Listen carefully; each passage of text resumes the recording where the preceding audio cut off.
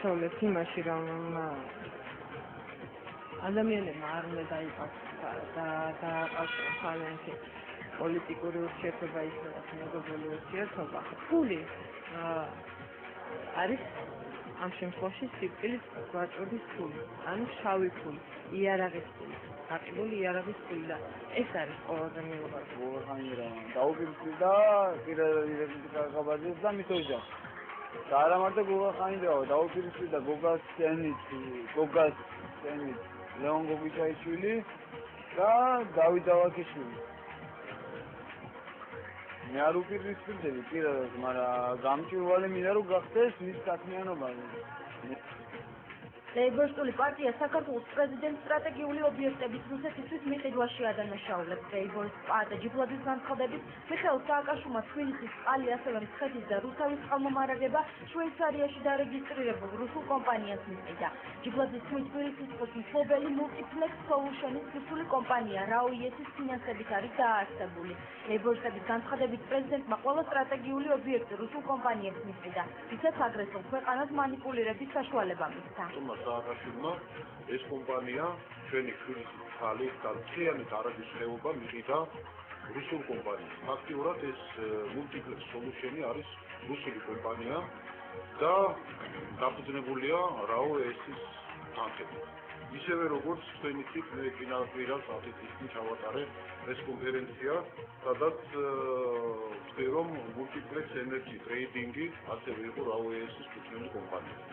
და ერთ ძალიან საინტერესო ფაქტი უნდა გავუსვათ ხაზი, Multiplex Energy Trading-ი ეს არის Multiplex Solutions ხალხურებაში მყოფი კომპანია. და ფაქტიური მმართველი ეს არის RAO-ის. კონსერვატიული პარტია ოპოზიციურ პარტიებს ხელისუფლების წინააღმდეგ ბრძოლაში გაერთიანებისკენ მოუწოდებს. პარტიის ერთ-ერთი ლიდერის კახა კუკავას განცხადებით, იმის გამო, რომ ყველა ოპოზიციური პარტიის ოპონენტი მიხეილ სააკაშვილია, ყველა პარტია უნდა გაერთიანდეს. კუკავა ამბობს, რომ ბოლო პერიოდში ფსევდო-ოპოზიცია არასაპარლამენტო ოპოზიციის წინააღმდეგ გააქტიურდა, რაც ნოემბერს გამართულ მასშტაბურ აქციასთან დაკავშირებით გაკეთებულ განცხადებებში აისახა. კუკავა ამბობს, რომ ფსევდო-ოპოზიციონერების განცხადებები თითქოს და გაერთიანებული ოპოზიცია აღარ არსებობს, იმათაც არ შეესაბამება, რაც მასშტაბურმა აქციამაც დაამტკიცა. კახა კუკავას განცხადებით, გაერთიანებული ოპოზიციურ პარტიათა ერთობა დეკემბრისთვის დაგეგმილ ყრილობაზე აღდგება. მიუხედავად იმისა, რომ გამოცემული იყო მთელი რიგი პრეტენზიები გაერთიანებული ოპოზიციის და მისი ლიდერების მიმართ, ჩვენ არ ვაპირებთ სხვა ოპოზიციურ პარტიებთან გენგლობოში დისკუსიაში ჩაბმას და მიგვაჩნია, რომ ესეთი დისკუსია ხელისუფლების დისკუსია ასწავლს ხალხს. მეორე, გავიმარტავთ კიდევ ერთხელ, რომ ჩვენს ოპონენტებს მივიჩნევთ, რომ ჩვენი ოპონენტი არის არა რომელიმე ოპოზიციური ჯგუფი, ჩვენი ოპონენტი არის სააკაშვილი, მისი მმართველი რეჟიმი და მოუწოდებთ ყველა ოპოზიციურ ძალას, ვინც ასეთად მიიჩნევს თავის თავს, გაერთიანდეს საერთოდ რის წინააღმდეგ ბრძოლაში და აქ შეგახსენებთ, რომ დეკემბერში ჩვენ დაგეგმილი გვაქვს ყველა ოპოზიციური ძალის ყრილობა, სადაც შედგება ყველა რეალური ოპოზიციური ძალის გაერთიანება. ქართული დასის ლიდერი ჯონჯი ბაღათურია პოლიტპატიმრებისა და პოლიტპატიმრობაში ეკმიტანილების გათავისუფლებას ითხოვს. ბაღათურიას განცხადებით, საქართველოში პოლიტპატიმრების ეპოქა უნდა დასრულდეს. მისივე თქმით, პოლიტპატიმრების სია სპეციალურად ცალკე უნდა შედგეს ამ სიაში, აუცილებლად უნდა შევიდნენ ლეიბორისტული პარტიის წევრები ბენიძე და ვერძეული, ჟურნალისტი თამაზ ბაკურიძე, ნორა კრიციანი და მაია თოფურიძე. ბაღათურია ამბობს, რომ პოლიტპატიმრებთან ერთად მის წესრიგში პოლიტიკური ნიშნის, ბიზნეს წარმომავლელი და სამსახურებიდან დათხოვილი ადამიანების საკითხიც უნდა დადგეს.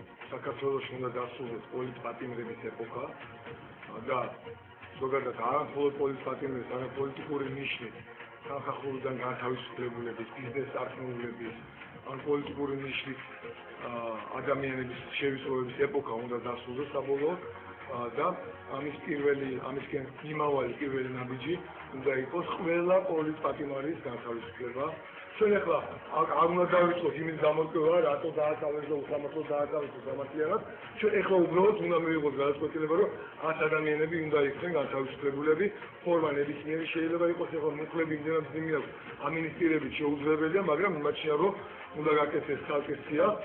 ასეთი ადამიანების არიან ასევე ადამიანები, რომლებიც ესე იგი ნოემბრის მოვლენებთან კავშირში იქნენ შემდგომში გაპატიმრებულები და უნდა იქნეს შეწყალები თუ რაღაც სხვა ფორმით, მაგრამ ალბათ უფრო შეწყალების ფორმით განთავისუფლებულები. სრულიად საქართველოს კათოლიკოს პატრიარქის ილია მეორის ჯანმრთელობის მდგომარეობა დამაკმაყოფილებელია და ის თბილისში ხვალ დაბრუნდება. როგორც საპატრიარქოში აცხადებენ, ილია მეორემ მკურნალობის კურსი გერმანიაში ჩაიტარა. სამშობლოში დაბრუნების შემდეგ კი საქართველოს კათოლიკოს პატრიარქი სამების საკათედრო ტაძარში წავა, სადაც სამადლობელ ლოცვას აყავლეს. ილია მეორე ხუთშაბათს პირადად ჩაატარეს პარაკლის 100 ქართველის ხსენების დღესთან დაკავშირებით. ის მადლით ხვალ ის 4 საათისთვის მისი უწმიდესობა და უმთავრესობა ჩამოყალიბდა თბილისში. დამთავრდა ეს პერიოდი მისი ჟურნალობის, ეს მას ჰქონდა ბოლო კონსულტაციები გერმანულ ექიმებთან და ხვალ უკვე როგორც უკვე მოგახსენეთ 4 საათისთვის მისი უწმიდესობის უწინავე დაიშვება თბილისში. პატრიარქის მდგომარეობა არის დამაკმაყოფილებელი, ის თავს კარგად გრძნობს, ამიტომ ის უკვე ბრუნდება თავის ჩვეულ სამუშაო რეჟიმს და რიტმს. როცა არის ზეგ 100 ქართველი მიწების დღე, ამ დღესთან საუბრობ დაკავშირებით, ის პრობლემის საერთო მეთესიჩინზე ის უწმიდესობა თვითონ შეიცვალოს პარაკლის. საქართველოს საგარეო საქმეთა მინისტრის მოადგილემ და თურქეთის სახელმწიფო მინისტრმა დღეს თანამშრომლობის ოქმის მოაწერეს. ხელი მინისტრის მოადგილის ნინო კალანდაძის განცხადებით, საქართველოსთვის მნიშვნელოვანია საერთაშორისო თანამშრომლობისა და განვითარების სააგენტოსთან თანამშრომლობა. სააგენტოები საქართველოში რუსული აგრესიის შედეგად იძულებით გადაადგილებული პირებისთვის 100 საცხოვრებელი სახლის მშენებლობას გეგმა. ორგანიზაციას, რომელიც სახელმწიფო მინისტრმა აღწერა ფიკა, რომელიც ეხება სწორედ განვითარებას პროექტებს და რომელიც საფუძვლად დაედება ამ თანამშრომლობას, ჩვენი მხრიდან პარტნიორობას გაუწევს ამ პროექტებს საქართველოს ფინანსთა სამინისტრო, არის რეალურად დღევანდელი რეალობის გათვალისწინებით თუ ჩავკრით იმას, რომ რეგიონში რეალური უსაფრთხოების პრობლემები შეიქმნა, არის განსაკუთრებულად მნიშვნელოვანი, იმდენად რამდენადაც ამ მეზობელი სახელმწიფოსთან განსაკუთრებულ მხარდაჭერას ვუძღვნობთ, განსაკუთრებით დღეს და რაც თავარია ის, რომ ასეთი ორგანიზაცია იქნება თბილისში აკრედიტირებული და წარმოდგენილი ნიშნავს იმას, რომ ამ თანამშრომლობის როგორც სოციალური და ეკონომიკური პროექტების განხორციელება იქნება ბევრად უფრო მარტივი და ბევრად უფრო გაღრმავებული. ჩვენი თანამშრომლობა კიდევ უფრო გამყარდა აგვისტოს მოვლენების შემდეგ, დღეს ხელმოწერილი ოქმის შემდეგ ორი ქვეყნის თანამშრომლობა უფრო აქტიური გახდება. ჩვენ მივესალმებით საქართველოს წინსვლის ეკონომიკის სფეროში და იმედი გვაქვს, რომ ქვეყანა ამ კუთხით განვითარებას გააგრძელებს. დღეიდან მთელი საქართველოს მასშტაბით მაფის ერთიან სამთავრობო ქსელში სხვადასხვა უწყების და სამინისტროს 400-ზე მეტი ობიექტი ჩაერთვება. პრეზენტაცია კომპანია მაქსიკომა დღეს თბილისის მერიეთში ელექტრონული მმართველობის განვითარების ხელშეწყობის სამთავრობო კომისიის წევრებთან ერთად გამართა. კომპანიის აღმასრულებელი დირექტორის თქმით, უახლოეს ტექნოლოგიებზე დაფუძნებული ერთიანი სამთავრობო ქსელი საქართველოს ტერიტორიაზე ერთიანი და დაცული კომპიუტერული საერთო ქსელის შექმნას ითვალისწინებს და საქართველოში ელექტრონული მმართველობის განმეორების შესაძლებლობას მე ვფიქრობ, GGN არის ძალიან მნიშვნელოვანი და საინტერესო პროექტ საქართველოსთვის.